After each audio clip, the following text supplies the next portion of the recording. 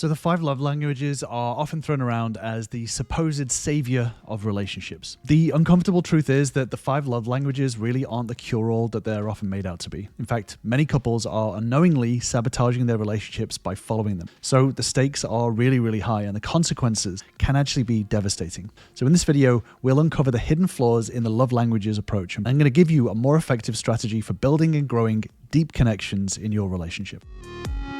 So for those of you who don't know, the 5 love languages, they're supposed to improve communication and address each other's unique sort of emotional needs. And these love languages are words of affirmation. So this is using words to build up the other person, compliments, affirmations, kind words. Acts of service. So these are actions, doing something helpful or kind for your partner, like chores or running errands. Receiving gifts. So this is thoughtful gifts to show that you're thinking of the person. Quality time. So that's giving someone your undivided attention. So spending fully engaged time together. And physical touch. So this is physical expressions of love, such as hugs, kisses, etc. So far so good, right? It seems like a nice idea. But let's start diving into some of the reasons why the love languages really aren't all they're cracked up to be. So one of the biggest pitfalls of the love languages is that people can fall into the scorekeeping trap. So a lot of couples fall into this without even realizing it. And it turns a relationship into a game of like, who's doing more? So this scorekeeping mentality can quickly spiral out of control. And instead of these acts becoming genuine expressions of love, partners start to view their actions as transactions. So I did this for you, you should do this for me. And it can really become a slippery slope that leads to a lot of resentment, disappointment, and a decrease in genuine connection. But it gets even more complicated than that. This scorekeeping can feed into what we call infinity loops. So infinity loops are destructive patterns where one partner's behavior triggers a negative response in the other, which in turn reinforces the first partner's behavior. And this creates a never-ending cycle of negativity. So let's say you have John, whose love languages are words of affirmation. You have Sally, whose love language is acts of service. When you have this scorekeeping mentality, you have John performing acts of service, right? He does that because he knows that that's Sally's love language. And as he does that, he kind of starts to tally it up in his head and he thinks to himself, well, Sally actually isn't giving me as many words of affirmation, right? So he starts to feel underappreciated and he starts to withdraw a little bit. He starts to think to himself, well, maybe I won't do it as much because Sally's just not giving me as many words as I would like to have, right?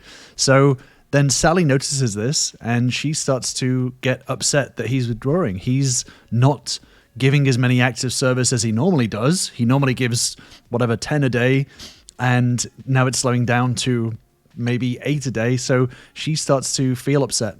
And then she starts to criticize. She starts to say to him, hey, you always give me these acts of service and now you're not, and it's not fair. And because his love language is words of affirmation, he starts to feel worse. So when he does perform his acts of service, he feels even worse than he did before.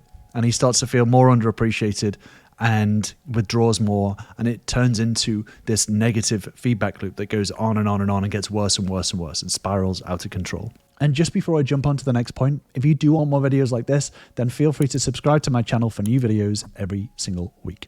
Another major problem with the love languages is that they can actually distract from the real problems within the relationship. So couples might start hyper-focus on speaking each other's love language, but ignoring deeper issues in the relationship. So I've actually had a lot of members start with me and they've tried to use the 5 love languages, but they've actually been ignoring the major elephant in the room, which is the deeper problems within their relationship. You know, when it comes to these love languages, a lot of times people think, well, if I just do enough acts of service, everything's going to be fine. Or if I just say I love you more, then our problems are going to disappear. But the truth is that giving gifts, offering words of affirmation, or performing acts of service doesn't address core relationship issues. It's kind of like putting a band-aid on a broken bone. It might cover up the problem temporarily, but it doesn't fix the underlying issue. I mean, if you think about it, if your partner has trust issues or struggles with honesty, will speaking their love language suddenly make those problems disappear? No.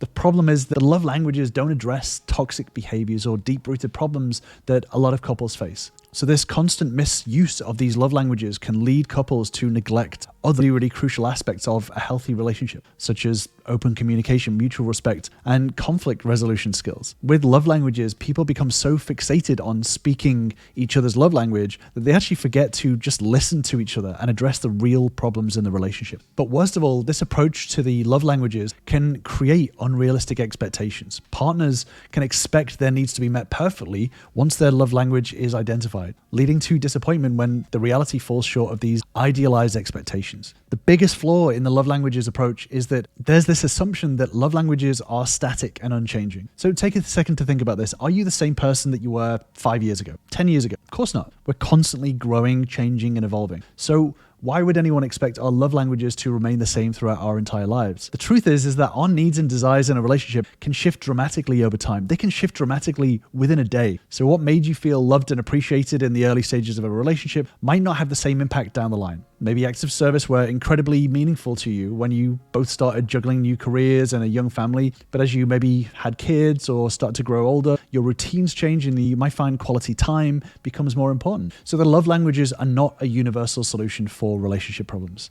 They're often treated like a magic wand that can fix any issue, but that's really far from the truth. They're just really a surface level tool in what should be a much larger relationship toolkit. So you wouldn't try to construct an entire home with just a hammer, right? You need a real variety of tools and materials for different tasks. And the same goes for relationships. So it's crucial to build your emotional toolkit. And building this set of skills and tools is what I work on with my ultra normal members. And if you want to join us, then join me on my free relationship bootcamp, where you'll learn the same skills and tools that all of my members have used to turn their relationships around. Just click on the link in the description to grab your spot today.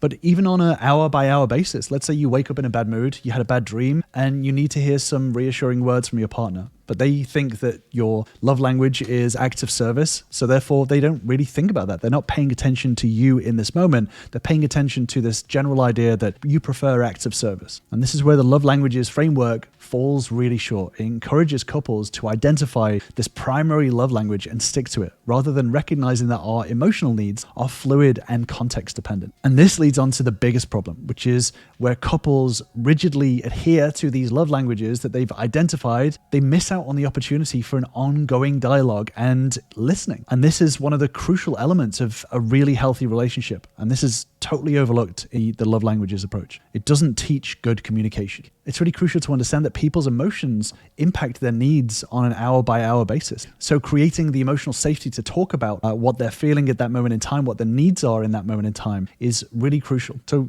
having an open dialogue and communicating isn't just about hearing the words your partner says, it's about truly understanding their emotional state, their current needs, and how those needs might have changed over time or even throughout the day. It's about being present and attentive and picking up on nonverbal cues and responding with empathy and compassion. So the biggest problem with the love languages is that it can make us miss out on these small moments that are really, really important to ourselves and our partner because they don't fit neatly into this supposed love languages. And perhaps the most damaging aspect of the love languages is that there's this implication that our romantic partners should be the sole source of our emotional fulfillment. And this creates a really unhealthy dynamic where we rely entirely on our partner to fill our love fuel tank.